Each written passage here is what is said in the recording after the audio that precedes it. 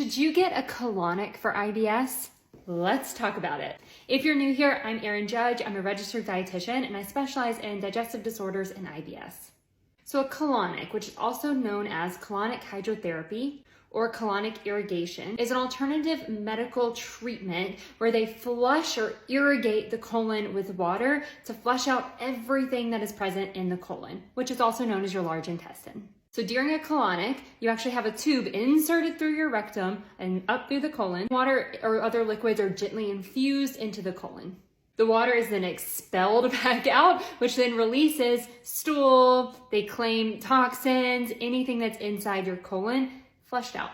Because you are flushing everything out of the colon, this can lead to short-term symptom relief, especially if you are very constipated, bloated, backed up, or deal with chronic constipation.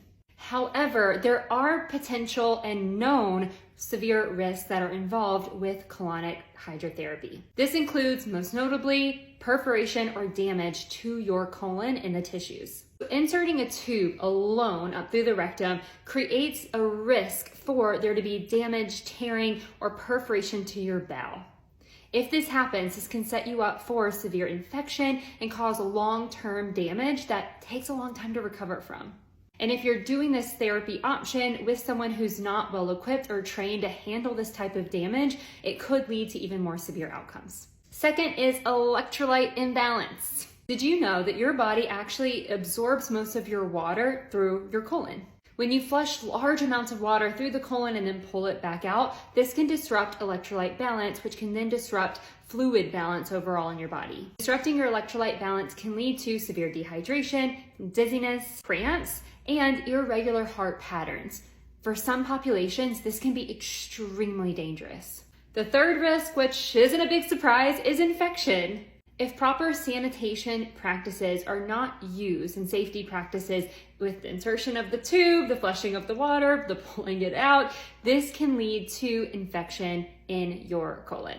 It's really scary because we know that infection in the colon, whether that be from viruses or bacteria, can lead to long-term damage, including the development of IBS. Not only that, but if you mix that with even damage or tearing to your intestinal wall, this infection may run rampant through your body, spread, and cause more serious health outcomes. And the last big risk that we see with colonic therapy, especially when you're doing this over and over and over again, is disruption to your gut microbiome. Colonics have the potential to disrupt the makeup of microbes in your gut environment because, again, you're flushing things out.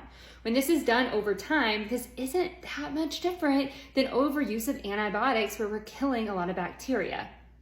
We know that a poor gut microbiome makeup leads to more digestive issues, including irritable bowel syndrome. We know that can be a precursor to things like constipation and diarrhea, food intolerances, and even a disruption in your intestinal lining, leading to increased permeability or that leakiness.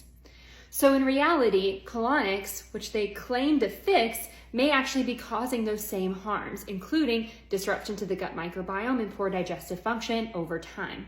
So when it comes to digestive health and IBS, colonics are not highly recommended and likely not worth the risk that they can come with. There are better ways of getting symptom relief.